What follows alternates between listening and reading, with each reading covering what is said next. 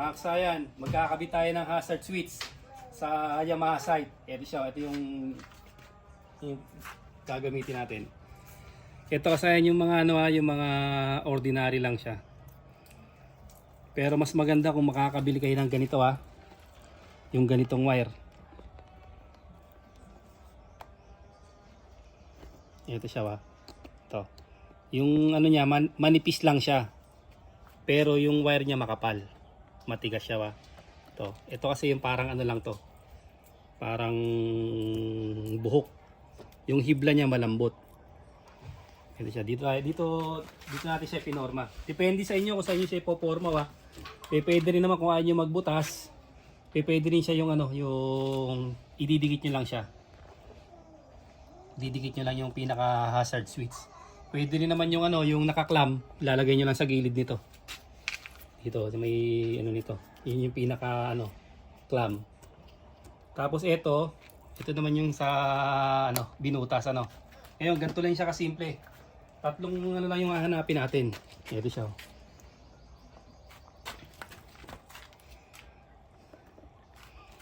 Ito siya kasaya natin. Tingnan nyo Ito, tutok mo rito. Itong kukunin nyo itong na to. Itong kulay pula pag diretso nyo, ito yung signal light. Yan siya left and right.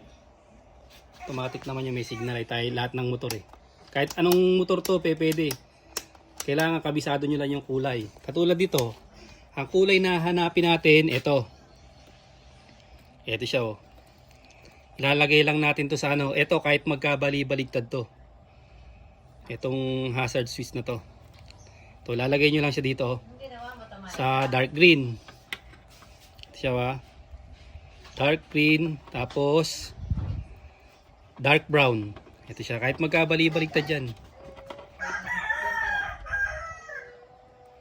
Ayan siya kasayan dark green, dark brown, tsaka brown white. Ito yung signal light supply, yung brown white.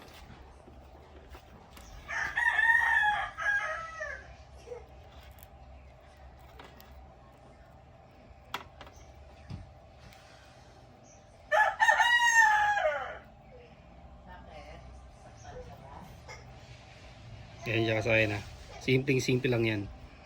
Kahit magkabali-baligtad yung lagay nyo sa tatlo, okay na yung yan. Ayan siya kasayan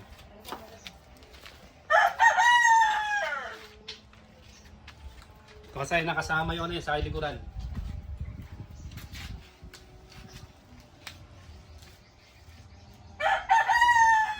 Tapos meron pa tayong extra sa gilid. Paano mo rin extra natin sa gilid.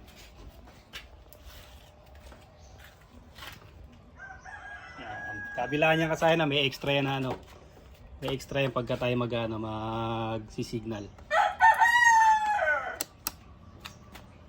Yan. Isa pa tayong extra signal light dyan. Simple lang kung ayaw nyo ibutas kasayan, lagay nyo lang sa dikit nyo lang sa ilalim. O kaya yung declam isingit nyo lang dito. Singit nyo lang dito yung declam. Basta yung kailangan nyo lang kulay dito, kahit magkabali-baligtad.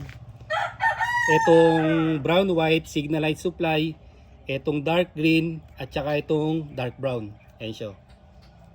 Kahit magkabaligtaran yan, makakapaglagay kayo ng dyan, ng hazard.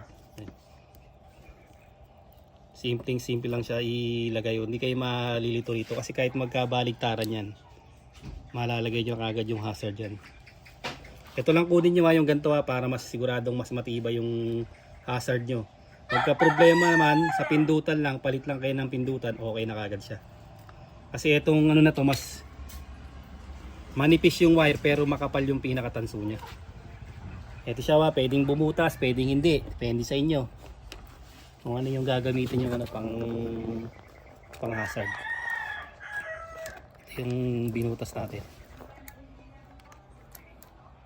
Ayan siya kasayan. Ganun lang kasayan yung paglalagay ng ng hazard switch sa Yamaha site at sa kahit anong motor. Hanggang dito na lang mga kasayan. Salamat sa panonood.